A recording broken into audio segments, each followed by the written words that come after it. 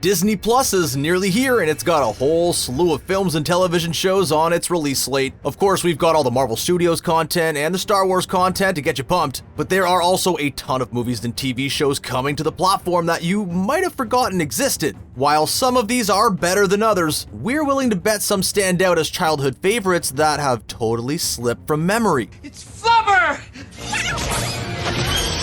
We're here to restore those memories once and for all. Let's hop in. Darkwing Duck was one of Disney's most beloved animated series from the early 90s. Let's get dangerous.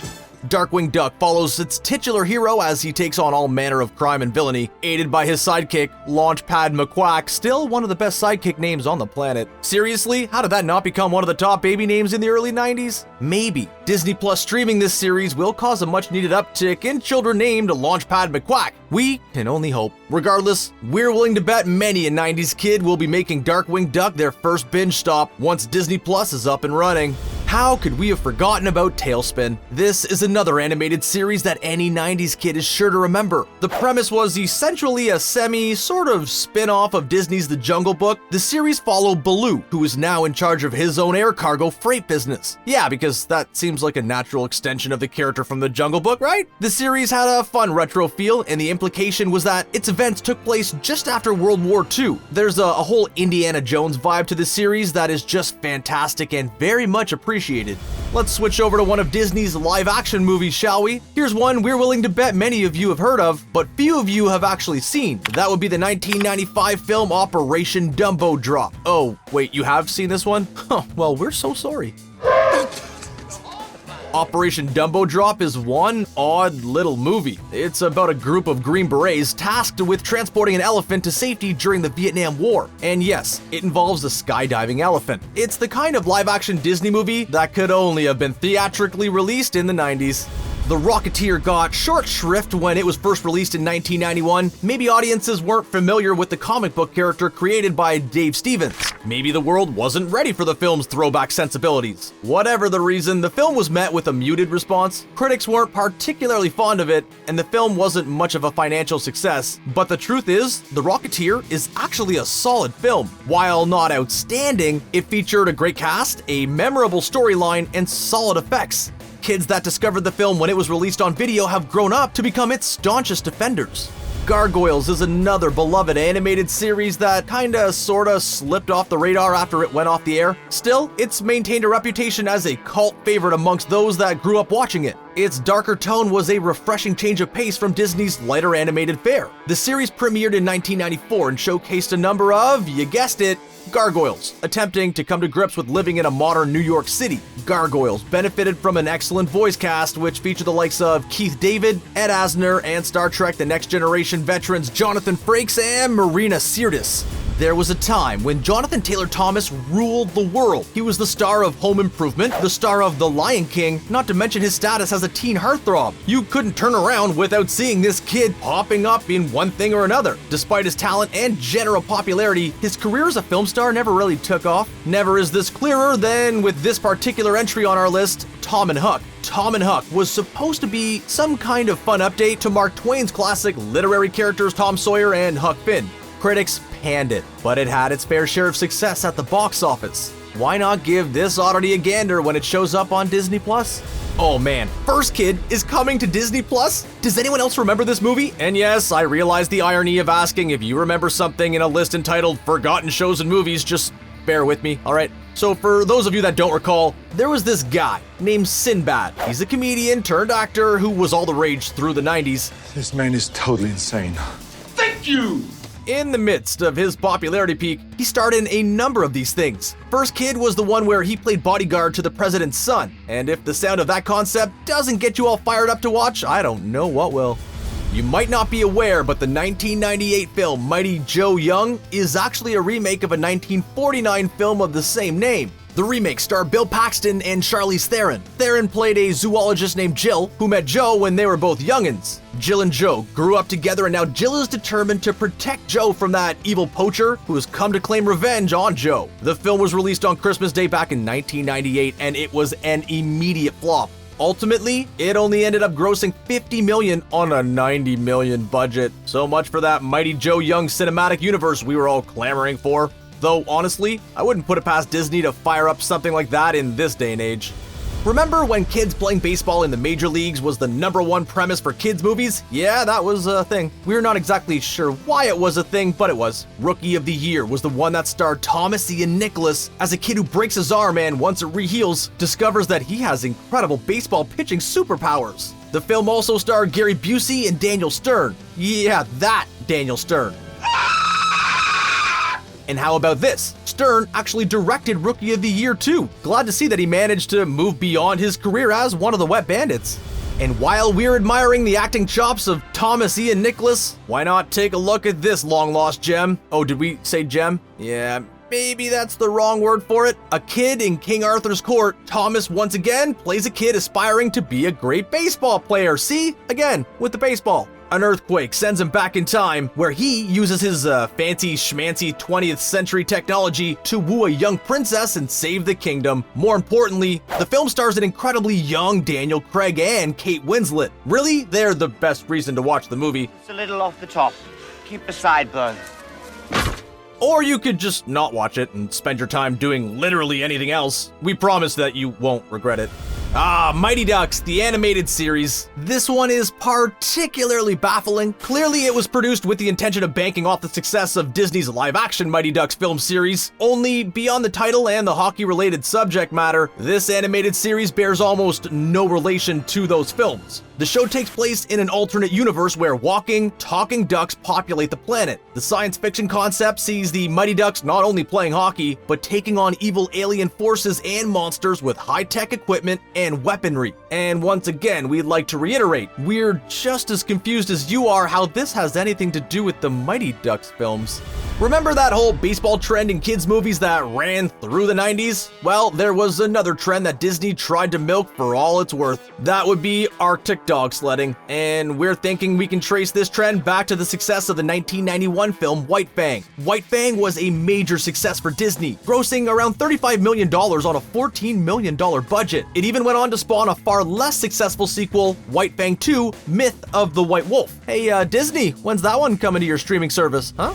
And did you need further proof that dog sledding was all the rage for early 90s Disney films? Well, how about Iron Will? Clearly banking on the box office success of White Fang a few years prior, Iron Will follows a young man named Will Stoneman after his father meets his demise in a frozen river. Yes, that's actually the main character's name, to provide for the family. To save the farm, Will decides to enter an international dog sled race. Was the film a success? Well, kind of. It ended up grossing $21 million, so that's not bad, right? Not quite on the level of White Fang, but hey, not all dog sledding movies can be winners. While Disney's animated television series of the early 90s are the most responsible for evoking our nostalgia senses, there's a few notable creations from later in the decade. One of those would have to be Recess. The show follows a group of best friends in 4th grade as they attempt to navigate the trials and tribulations of elementary school. And the only time the kids get to experience true freedom and be themselves? Why, that would be Recess, of course. The series is filled with humor and charm and is at points genuinely touching. Recess ended up lasting for 6 seasons and even ended up with a theatrically released feature film. This is one Disney Plus edition we personally can't wait to revisit. Question: is your life missing a certain film about a rapping 7-foot-tall genie that emerges from a giant ghetto blaster? Well, you are in luck because Kazaam is coming to Disney Plus, people. I am Kazaam. This 1996 gem is a must-see viewing for any self-respecting movie fan. Okay, who we kidding? No, it isn't. The movie is just awful. But it's the kind of awful you can't possibly tear your eyes away from. But hey, it's got lots of rap sequences. Like, too many. Like, we're not sure if we should even call this rap music. That's doing a disservice to the term.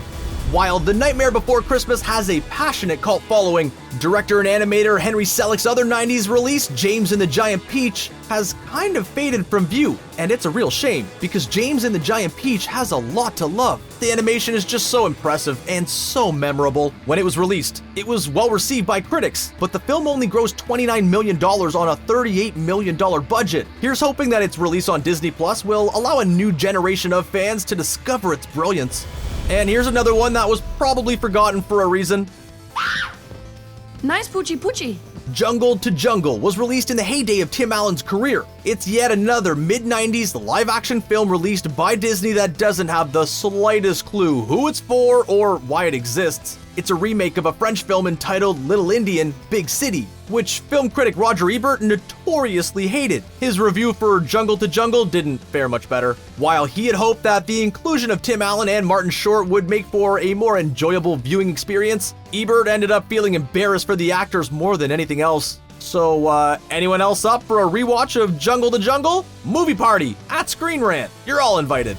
And since we've left Jonathan Taylor Thomas out to dry, let's bring him back into the fold, shall we? I'll Be Home for Christmas was, believe it or not, a theatrically released film. It focuses on Thomas's character Jake as he does his best to get home for Christmas following a college prank. The film was a major box office bomb, only grossing $12 million on a $30 million budget. Yikes. It received quite the critical lashing too for its lame jokes and cliched subject matter. Add this to the Jungle to Jungle category of Disney Plus entries that are probably better left forgotten.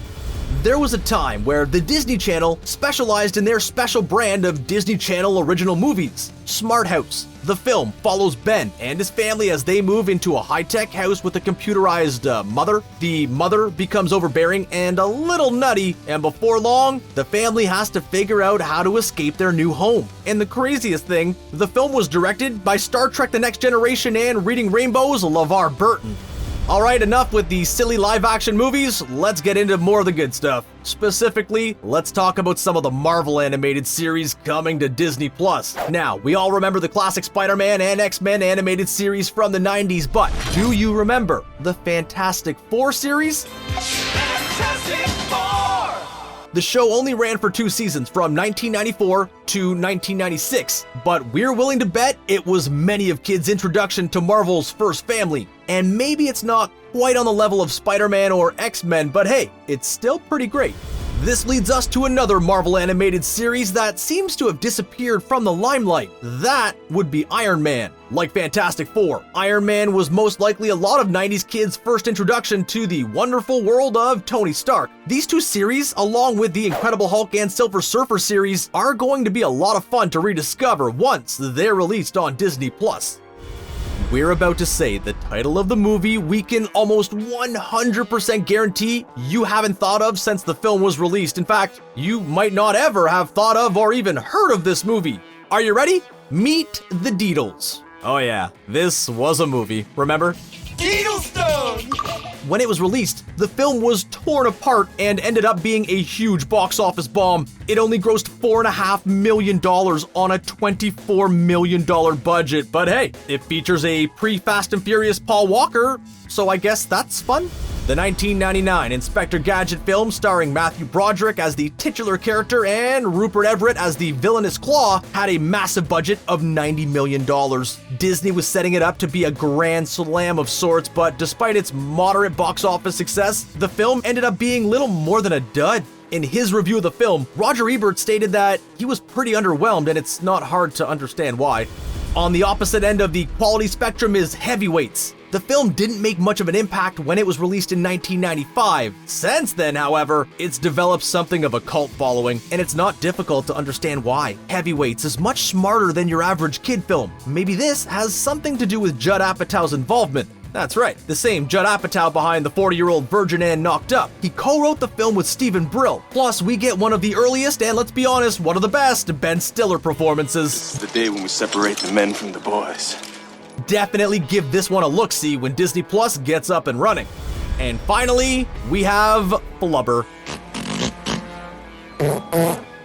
Flubber has a lot working in its favor. Mainly, it had Robin Williams as the main character. Sadly, despite giving it his all, Williams just wasn't able to elevate the haphazard material. Despite its spiritual special effects sequences, the film is a little more than a dud. Despite its lack of quality, it still made a ton of money at the box office, grossing $178 million on an $80 million budget.